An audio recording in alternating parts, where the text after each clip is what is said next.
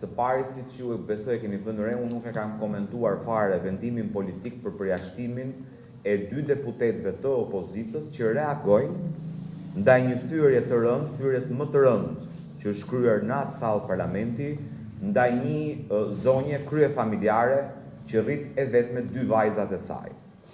Dhe e kam bërë të qartë edhe në mbledhjen e sekretariatit që sa herë dikush do të guxojë të fyej një zonjë në atë sallë, patjetër do të ketë reagimin tonë.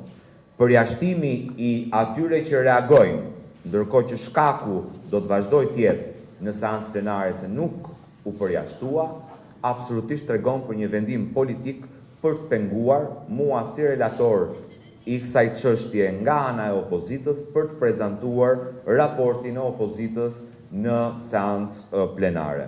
Nuk ka asnjë shqetësim, sepse opozita ka mjaftueshëm antar në Këshillin e Mandateve për të prezantuar raportin. Personalisht, bashkë me zotin Balliu, do të jemi në pamundësi për të qenë në seancë, për shkak të këtij vendimi politik, do të jemi me qytetarët përpara Kuvendit të Shqipërisë.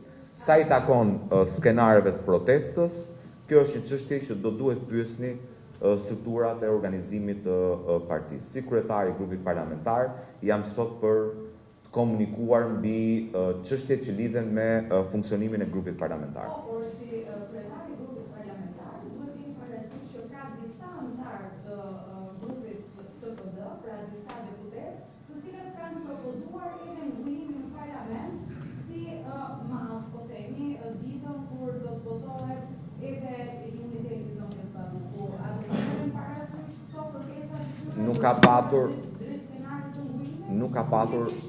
Nuk ka patur asnjë propozim të tillë në mbledhjen e fundit të grupit parlamentar.